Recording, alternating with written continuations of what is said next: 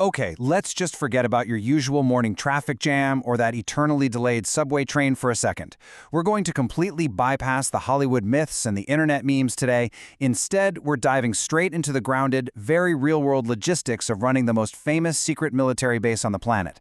Because honestly, the reality of how you keep thousands of people working in the middle of a heavily guarded desert is actually way more fascinating than the fiction. Picture this. Instead of grabbing a quick coffee and hopping onto the highway, your morning routine kicks off at a highly secured, totally private terminal at Harry Reid International Airport in Las Vegas. You flash a top-secret clearance badge, you board an unmarked passenger jet, and your destination? It isn't some corporate office park.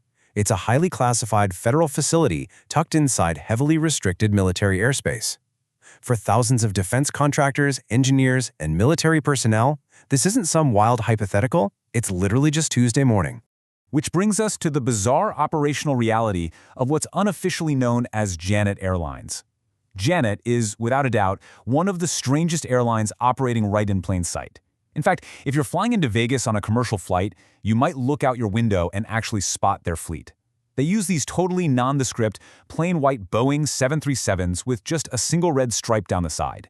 You can't book a ticket online, you definitely don't earn frequent flyer miles. It's essentially a classified commuter system run by the Department of the Air Force. Its one and only job is to quietly and safely ferry cleared personnel to the most heavily guarded aviation sites in America, mostly Groom Lake, which you probably know as Area 51, and the Tonopah Test Range. Now, think about the massive logistics problem Janet actually solves. The US government is running highly advanced defense programs that require engineers, technicians, and maintenance crews on site every single day. But you absolutely cannot have thousands of people driving their personal cars for hours through the desert into a classified zone.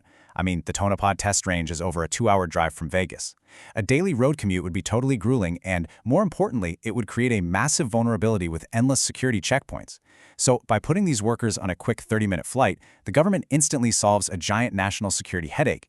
They've essentially turned a brutal desert drive into a hyper-controlled, specialized pipeline for their workforce. When you actually get out to these destinations, the first thing that hits you is the sheer, overwhelming desolation of the landscape. Area 51 and the Tonopah Test Range are situated right inside isolated basins and ancient dry lake beds. Out there, the geography itself becomes your first and honestly your most formidable layer of security. These facilities are almost entirely cut off from the civilian world. It's the perfect place to test top-secret aircraft, sensors, and weapon systems far away from the public eye and way out of sight from foreign adversaries. For the people commuting here, it isn't some mythical UFO hotspot, it's just a highly secure office surrounded by a whole lot of absolutely nothing. To really wrap our heads around the scale of this isolation, we need to talk about acres. 2,999,860 acres, to be exact. That is the size of the Nevada Test and Training Range, or NTTR, which completely surrounds Area 51. We're talking nearly 3 million acres.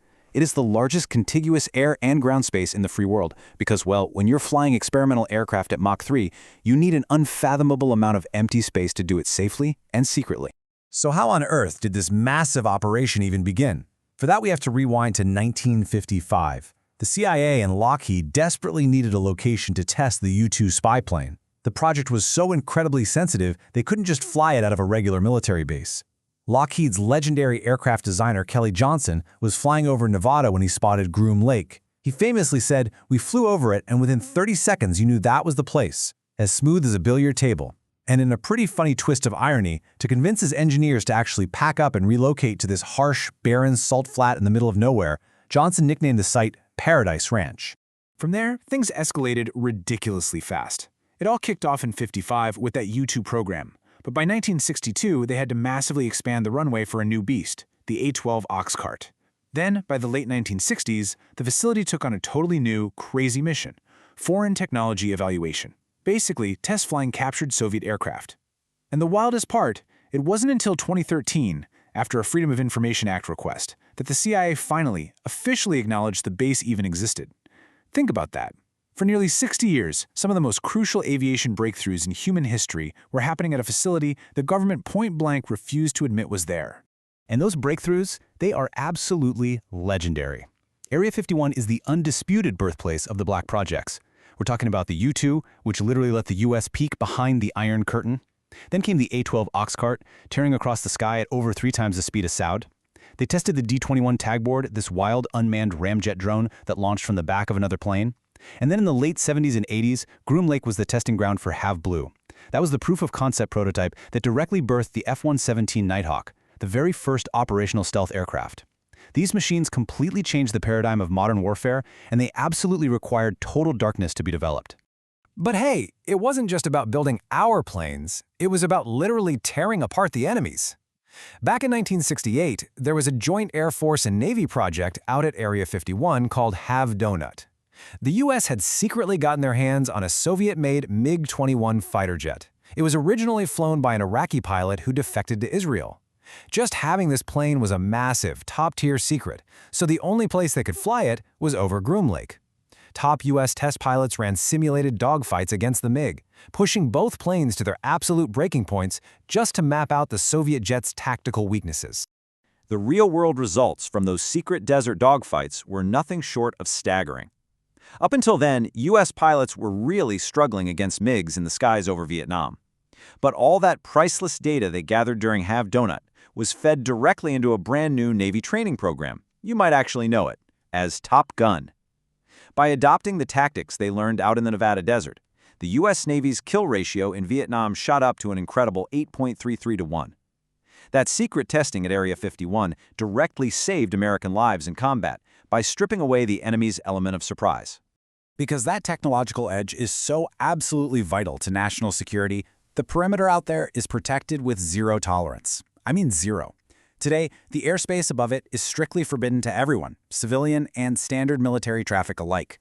Even U.S. Air Force pilots training nearby face severe disciplinary action if they so much as clip the invisible exclusionary box around Groom Lake. And on the ground, the border isn't some giant concrete wall. It's just vast open desert marked by simple orange posts and warning signs.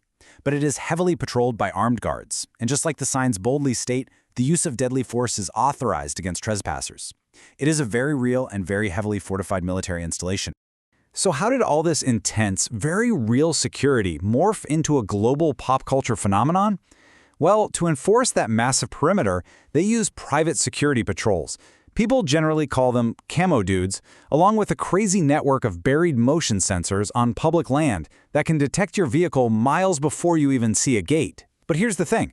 When you create a literal black box out in the desert and refuse to talk about it, human imagination is going to fill that void.